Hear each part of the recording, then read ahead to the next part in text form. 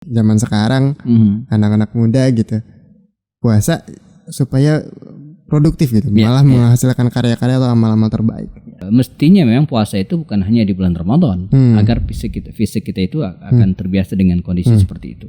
Nah, kalau ini yang lakukan, maka kita masuk pada tahap yang pertama lagi dan paling penting lagi, bagaimana mengubah pemikiran kita bahwa puasa itu tidak menghalangi aktivitas kita untuk melakukan kegiatan-kegiatan yang sangat mungkin dilakukan oleh orang yang berpuasa.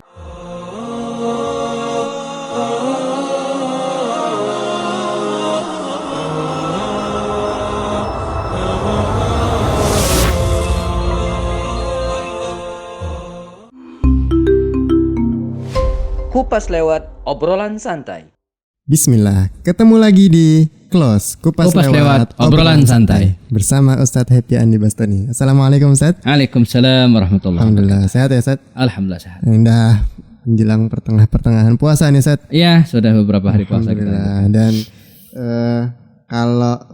kalau yang baru mulai puasanya pas Ramadan ini baru mulai jalan. Ya, padahal sebenarnya sih baiknya sebelum Ramadan udah persiapan ya. Jadi ketika Ramadan mulai, dia sudah bukan jalan lagi tapi sudah running, ya, sudah berlari gitu ya.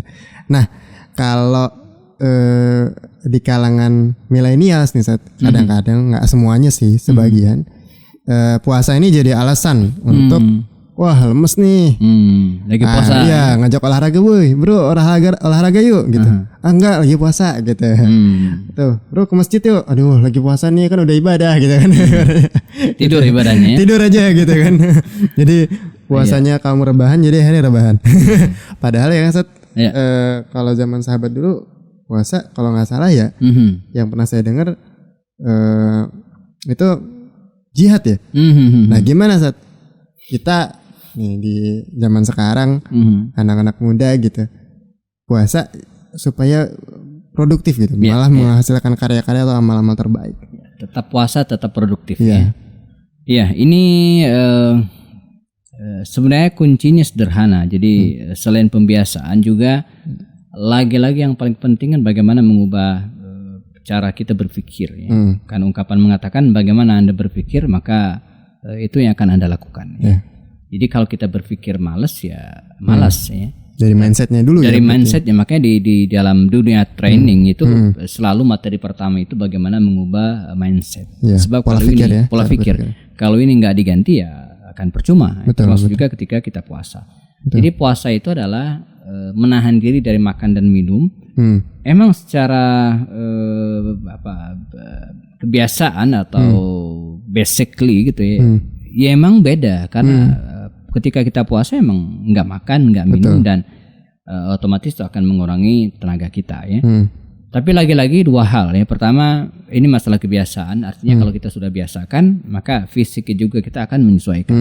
Ini yang pertama. Jadi untuk itu maka mestinya memang puasa itu bukan hanya di bulan Ramadan, agar fisik kita itu akan terbiasa dengan kondisi seperti itu.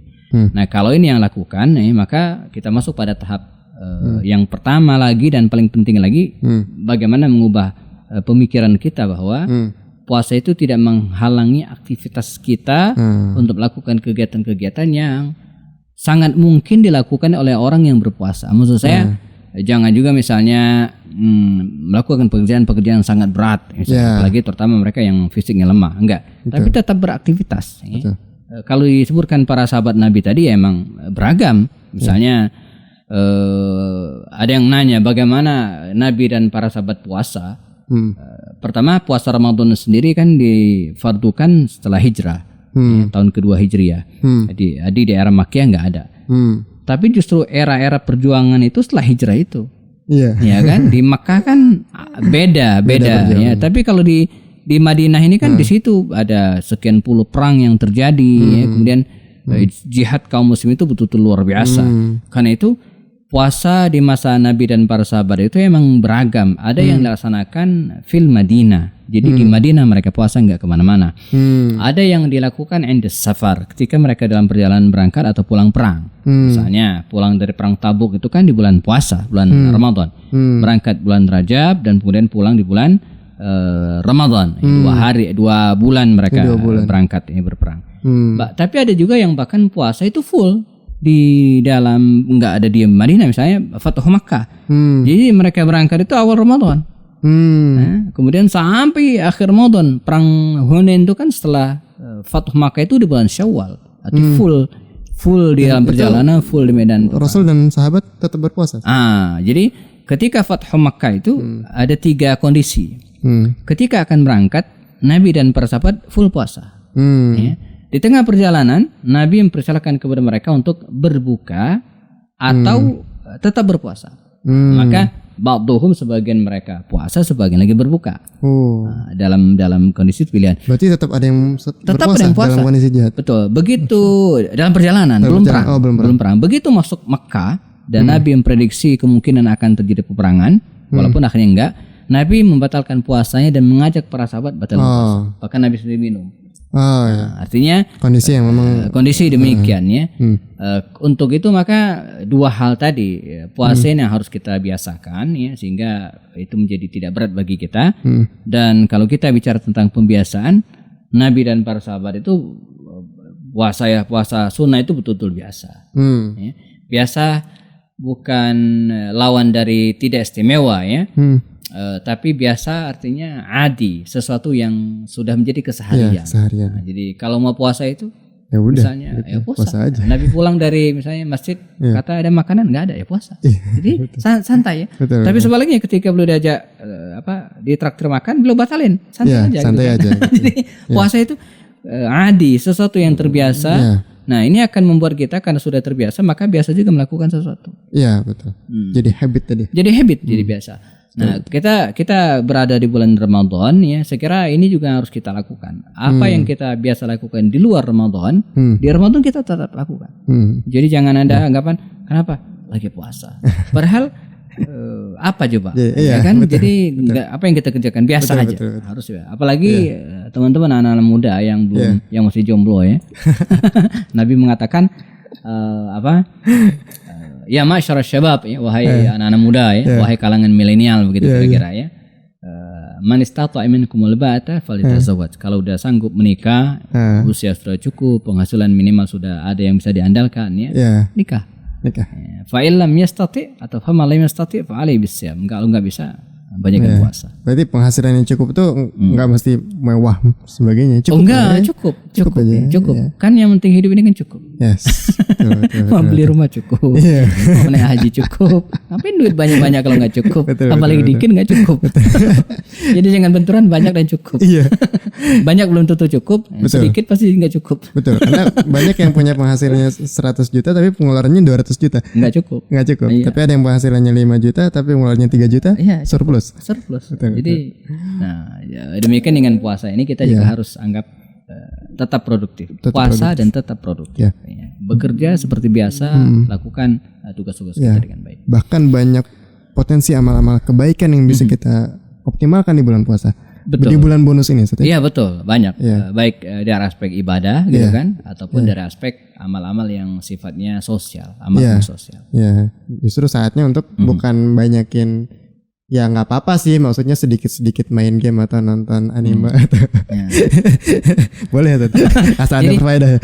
Gini ya, jadi kalau kita bicara tentang setan gitu ya, mungkin ini di tema sendiri aja kita bicara tentang setan ya, karena biar tidak terlalu panjang ya. Itu emang ada tingkatan-tingkatannya. Jadi di antara yang paling luar biasa itu, setan itu akan menggoda kita dengan mengajak melakukan hal-hal yang tidak ada manfaat, nggak dosa, tapi nggak ada manfaat. Sehingga kita tidak sempat melaksanakan yang baik. Apalagi sampai seharian. Oh nunggu buka nih, dikit lagi ujung. Jadi tetap produktif di bulan Ramadan. Bahkan banyak. Kalau dari kisah-kisah bahkan kalau nggak salah Indonesia pun merdeka di bulan Ramadan. Iya, jadi kalau kita lihat berbagai peristiwa besar ya, bahkan termasuk kemerdekaan Indonesia itu di bulan Ramadan. Di bulan Ramadan. Ya, dan di hari Jumat. Masya Allah. Ini 2 pesan bulan ya. Berkah, pertama, hari yang bulan berkah. Yang kedua, ini menunjukkan bahwa yang berperan penting dalam kemerdekaan Republik Indonesia adalah umat Islam. Kalau bukan umat Islam, masa milih hari Jumat di Ramadan kan? Nah, betul. Ini di belakangnya adalah umat Islam di belakang kemerdekaan RI. Ada Muhammad Nasir dan lain-lain. Masya Allah. Nah itu pesan buat teman-teman ya. Jadi tetap produktif ya Seth ya. Ya. Tidak menjadikan alasan berarti gara-gara puasa jadi rebahan aja nih gitu. Enggak ya. Justru kalau misalnya kita terlalu banyak bahan tuh jadi lemas ya Seth ya. Iya. Karena tubuh itu semakin diajak beraktivitas justru dia semakin semangat. Ada kalau bahasanya Anthony Robbins tuh emotion create by emotion. Jadi emosi kita tuh diciptakan dari gerakan tubuh kita gitu. Jadi kalau kita semangat itu emosi kita juga ini. Tapi kalau kita jalannya udah lemas gitu, itu tuh jadi ke psikologis tuh ngaruh. Iya. Betul. Oke, sampai ketemu di close berikutnya. Semoga bermanfaat. Sampai jumpa. Assalamualaikum warahmatullahi wabarakatuh. Waalaikumsalam warahmatullahi wabarakatuh.